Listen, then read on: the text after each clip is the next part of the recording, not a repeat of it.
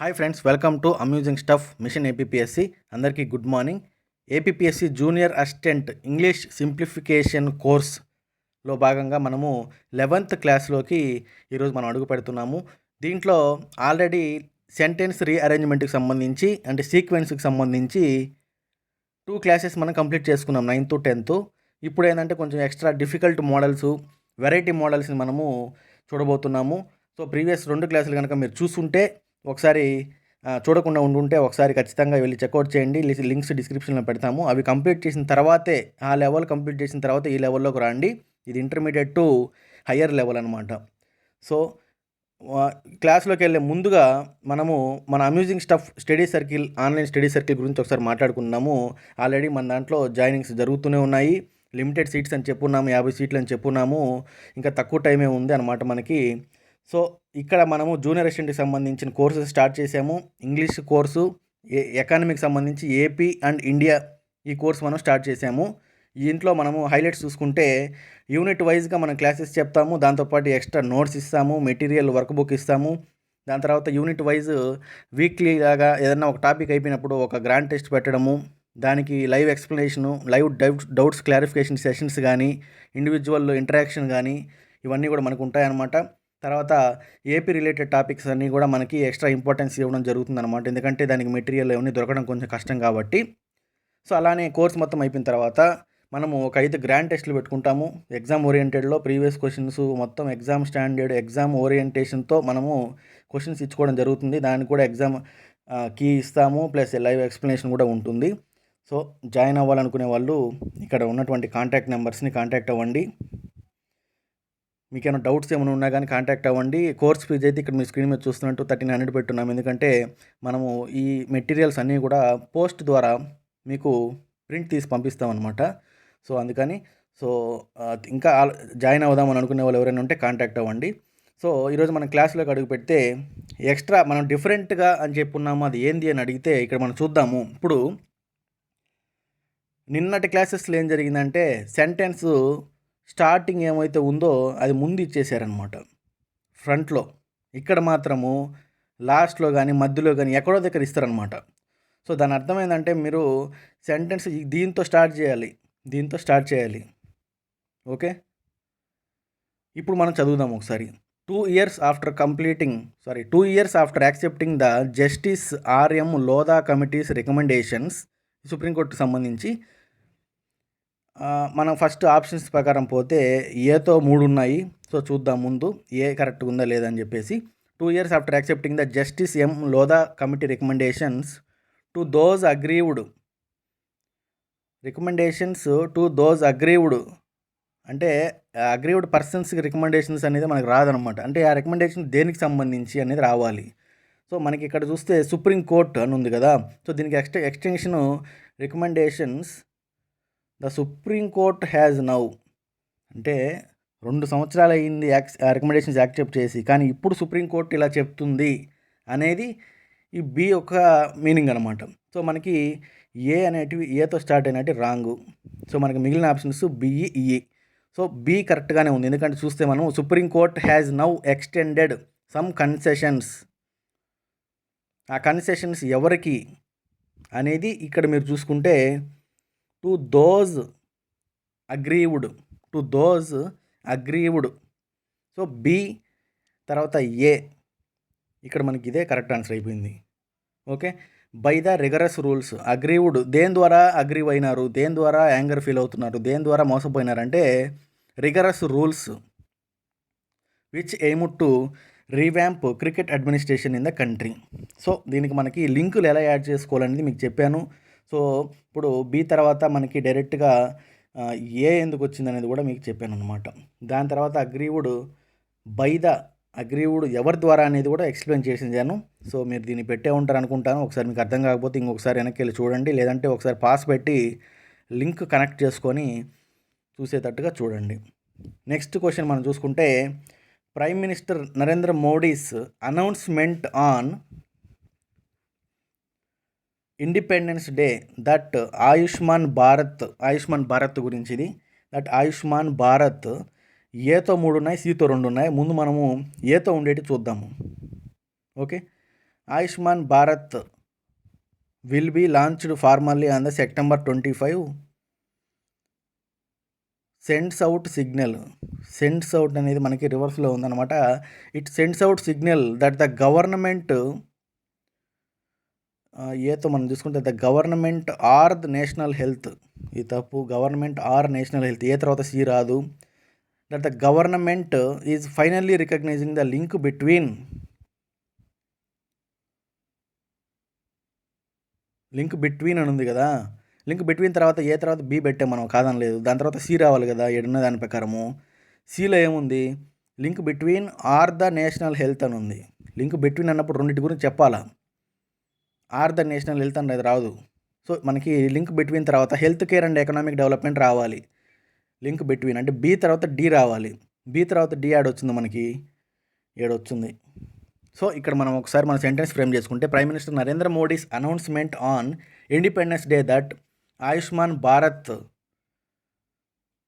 Are the national Health Protection Mission, దానికి ఇంకొక పేరు అనమాట అది, or the national Health Protection Mission will be officially launched on September 25 sends out the signal that the government is finally recognizing the link between, ఇక్కడ మనం చూస్తే B తర్వాత D వస్తుంది చూడండి, link between health care and economic development. So second దానికి is the right answer. Next థర్డ్ది మనం చూసుకుంటే లే క్రిపుల్డ్, ఇదంతా మనం చదవడం అవసరము, జస్ట్ మనకి రెడ్లో ఏముందో చూద్దాము. అంటే ఆ సెంటెన్స్ అక్కడి నుంచి స్టార్ట్ అయినట్టు అనమాట. ఇది మాన్సూన్కి సంబంధించి. A resurgent monsoon bat Kerala to its knees on Wednesday. Resurgent monsoon bat Kerala to its knees on Wednesday. ఇక్కడ కూడా మనకి ఏతో 2, సితో బితో కూడా ఉన్నాయన్నమాట. సో ఇక్కడ ఒకసారి మనం చూద్దాము, ఏ బి పెట్టి చూద్దాము. A lay crippled as the circle of destruction widened. Okay అది కొంచెం వినడానికి కొంచెం మనకి వెరైటీగా ఉంది.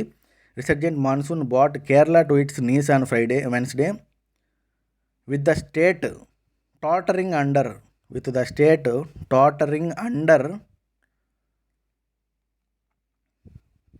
The worst floods, tottering under.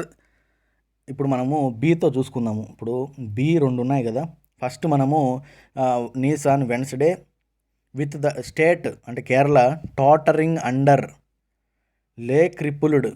ఇక్కడి నుంచి ఇక్కడికి లింక్ పోదు, ఎందుకంటే టాటరింగ్ అండర్ అన్నప్పుడు ఏదో ఒకటి చెప్పాలి, దేంట్లో ఇబ్బంది పడుతుందని. సో మనకి ఇక్కడ ఇది తప్పు అనమాట, బి తర్వాత ఏ అనేది తప్పు. సో ఇక్కడ మనం ఇది చూద్దాం ఒకసారి, tottering under the worst floods in its history. Okay ఇది దానికి బాగానే ఉంది. Tottering under the worst floods in its history lay crippled as the circle of destruction widened submerged by the flood waters cities and villages. ఇక్కడ మనకి C is the right answer అనమాట. Next fourth question మనం చూసుకుంటే, an ideological campaign against states' role, thereby setting the tone for reducing to open the space for different forms of privatization and finalization, was necessary and it is successfully demonized the state's responsibility towards its citizens. So ఇక్కడ రెడ్తో ఉండేది మనం start చేద్దాం. First to open the space for different forms of privatisation and financialisation. So వీటికి సంబంధించి different ఫార్మ్స్ని మనము వెలికి చూడాలి అని అంటే ఆప్షన్స్ ఏబిసిడి ఇలా ఉన్నాయి మనకి. an ideological campaign against state's role, ఇది కంటిన్యూషన్ లేదు. సో ఏ అనేది మనకి ఓకే అట్లా ఉండిద్దాము. ఫస్ట్ ఫోర్త్ దానికి మనం చూసుకుంటే ఇప్పుడు క్లారిటీగా చూద్దాం, ఎందుకంటే ఇక్కడ ఎక్కువ ఆప్షన్స్ డిఫరెంట్గా ఉన్నాయి, ఏబిసిడి 3 ఇచ్చున్నారు. సో ముందు మనము ఏతో స్టార్ట్ చేద్దాము. To open the space for different forms of privatisation and financialisation, an ideological campaign against state's role. Okay వీటిని ముందుకు తీసుకొని పోవాలి అని అంటే ఒక ఐడియాలజికల్ క్యాంపెయిన్ కావాలి అని మనకి ఏడు చెప్పడం జరుగుతుంది. సో ఏతో స్టార్ట్ అయినాయి కొంచెం ఓకేగానే ఉన్నాయి. అగైనెస్ట్ స్టేట్స్ రోల్ అనేది ఏంటి అంటే ఐడియాలజికల్ క్యాంపెయిన్ కావాలి అని మనం తెలపాలి. కావాలి అనేది ఏడుంది ఈడ? నెససరీ. Was necessary. సో ఇక్కడ మనకి ఏ తర్వాత సి ఆడుంది. ఏ తర్వాత సి రావాలి. ఇక్కడ తప్పు. సో ఇది మనకి రైట్ ఆన్సర్ అవుతుందన్నమాట. Was necessary there by setting the tone for reducing state's responsibility towards its citizens. So fourth దానికి మనం చూసుకున్నాము. ఇప్పుడు సి ఆప్షన్ అయింది. నెక్స్ట్ ఫిఫ్త్ క్వశ్చన్ మనం చూసుకుంటే since the competitive exams are necessary ఇక్కడ ఏబిసిడి డీతో 2 స్టార్ట్ అయ్యి ఉన్నాయి. ఒకసారి మనము డీది చూద్దాము. ఇలానే మీకు ఆల్రెడీ లాస్ట్ క్లాసెస్ చెప్పున్నాను. ఎక్కువ సేమ్ ఆప్షన్స్ ఏవి ఉంటే వాటిని ముందు ఎలిమినేట్ చేసుకుంటే ఓకే అవుతుందన్నమాట. Since the competitive exams are necessary ఎందుకు నెససరీ? దీని కనెక్షన్ లింక్ యాడ్ ఉంది, ఇక్కడ ఉంది 2 అని. Okay, to acquire entry into the distinct destinations. Okay, ఈ రెండు కూడా ఓకేగానే ఉన్నాయి మనకి. So distinct destinations candidates who compete only. Okay, ఇది మనకి రాంగ్గా ఉందన్నమాట. ఎందుకంటే ఆ డెస్టినేషన్స్ ఆ యొక్క దాని గురించి మనము ఎక్స్ప్లెయిన్ చేసుకోవాలంటే ఇక్కడ దే అని ఉంది చూసారా, ఇక్కడ దే అని ఉంది. దే అనేది మనకి ఎక్కడి నుంచి ఎండ్ అవుతుందంటే ఈ డెస్టినేషన్స్ని మనము దీని తర్వాత ఇది యాడ్ చేసుకోవాలా. To acquire entry into the distinct destinations they naturally attract huge number of huge number of ఏంటి ఇక్కడ మనం చూసుకుంటే తెలుస్తుంది. హ్యూజ్ నెంబర్ ఆఫ్ క్యాండిడేట్స్ ఇక్కడ నుంచి ఇక్కడ లింక్ అనమాట. ఏ తర్వాత సి రావాలా. So this is the right answer. D is the right answer. Candidates who compete only for a few hundred or few thousand seats. ఇది అర్థమైంది అనుకుంటున్నాను. ఒకసారి బాగా కాన్సన్ట్రేషన్ పెట్టి ఆలోచించాలన్నమాట మీరు. అంటే చేసేటప్పుడు ఇలానే ఉంటుంది. ఎగ్జామ్లో కనుక మీరు అలవాటు అయిపోయి ప్రాక్టీస్ క్వశ్చన్స్ ఎక్కువ కనుక చేస్తే మీకు వచ్చేస్తుంది అనమాట. సో అందుకే మన దాంట్లో జాయిన్ అయిన వాళ్ళకి మనం ఎక్కువ నెంబర్ ఆఫ్ ప్రాక్టీస్ క్వశ్చన్స్ ఒక 200 అలా ఇద్దామని అనుకున్నాము. అంతా కూడా రెడీ చేస్తున్నాము. సో ఇటువంటి డోకా అయితే ఉండదు మీకు. ఏంటి practice questions, ample practice questions మీకు అందజేస్తామన్నమాట. 6th క్వశ్చన్ మనం చూసుకుందాం ఫస్ట్. ఇప్పుడు 6th క్వశ్చన్లో crop and livestock insurance schemes ఈ స్కీమ్స్ గురించి చెప్తుందన్నమాట. ఇప్పుడు స్కీమ్స్ గురించి చెప్తున్నారు. ఫస్ట్ డీతో స్టార్ట్ అయింది చూద్దాము. 2 ఉన్నాయి కాబట్టి. Schemes need to be made friendly. Okay, schemes need to be made friendly. ఈ 2 ఓకేగానే ఉన్నాయి. ఏ కానీ బి కానీ. తర్వాత మనం చూసుకుంటే made friendly and avoidance behaviour needs. ఇది కొంచెం రాంగ్గా అనిపిస్తుంది అనమాట. సో ఇది ఏ కొట్టేద్దాము. తర్వాత ఇది మనం చూద్దాము. డి తర్వాత ఏ పెట్టి చూద్దాము. Crop and livestock insurance schemes need to be made friendly అండ్తో ఎండ్ అయింది. తర్వాత మనకి ఇక్కడ ఏముంది, ఇక్కడ మనం ఇట్లా వెళ్తే need to be made friendly and workable.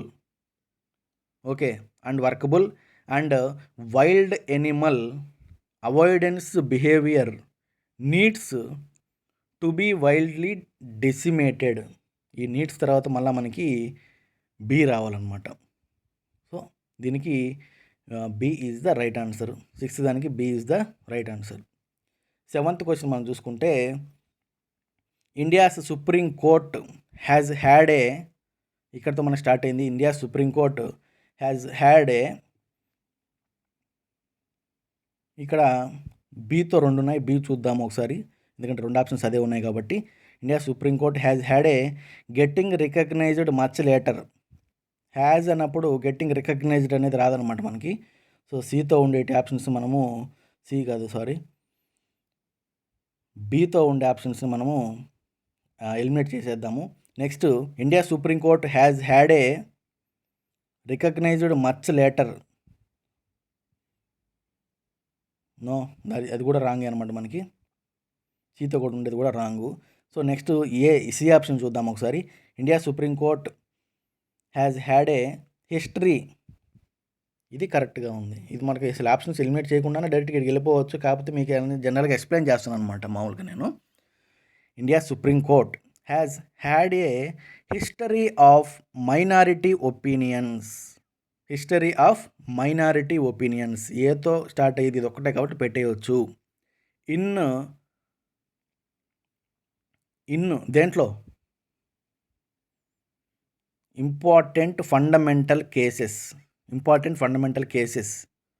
So C is the right answer for this. Next 8th question మనం చూసుకుందాము. Education system in India is so shallow that, ఇక్కడ డీతో 2 ఉన్నాయి, 2 చూద్దాము.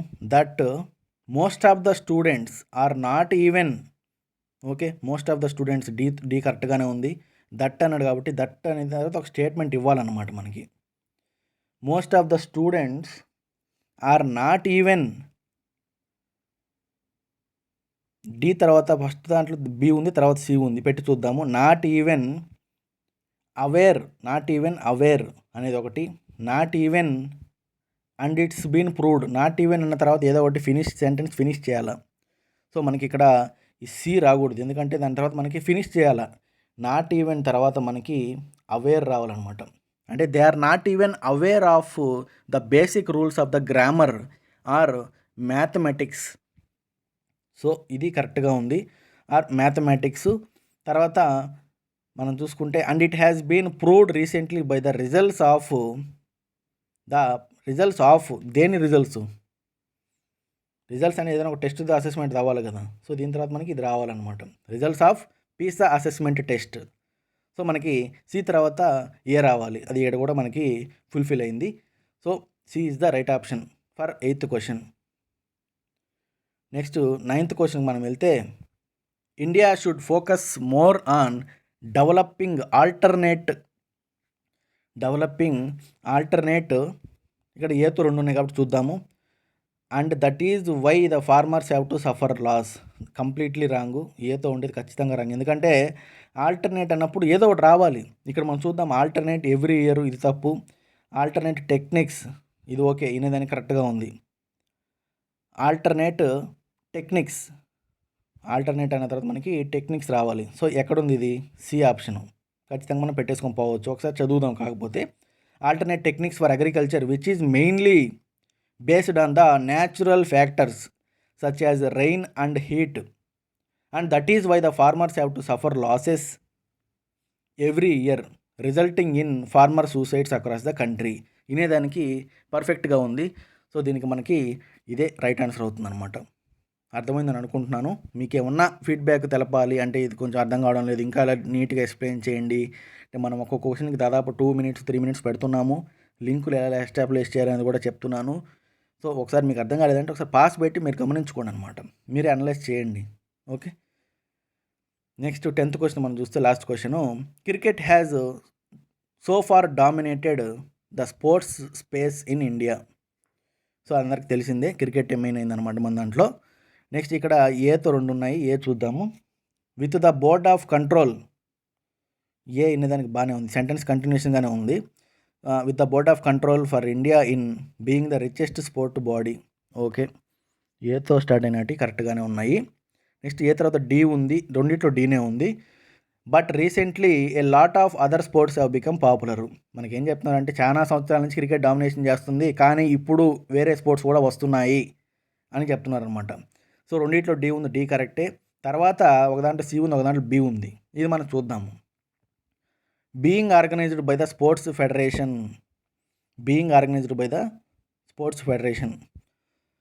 సో ఈ మనకి ఈ కొంచెం మనం దీన్ని ఇది చూద్దాము. బీయింగ్ ఆర్గనైజ్డ్ బై ద అనేది కరెక్ట్గా ఉందా లేదా అనేది ఒకసారి మనం చూద్దాము.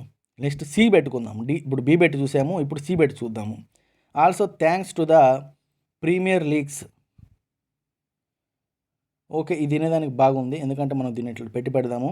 ప్రీమియర్ లీగ్స్, ఈ ప్రీమియర్ లీగ్స్ని ఎవరు ఆర్గనైజ్ చేస్తున్నారు అనేది ఎడుందనమాట. Being organised by the sports federation of all such sports. So B దీనికి రైట్ ఆన్సర్ అవుతుందన్నమాట.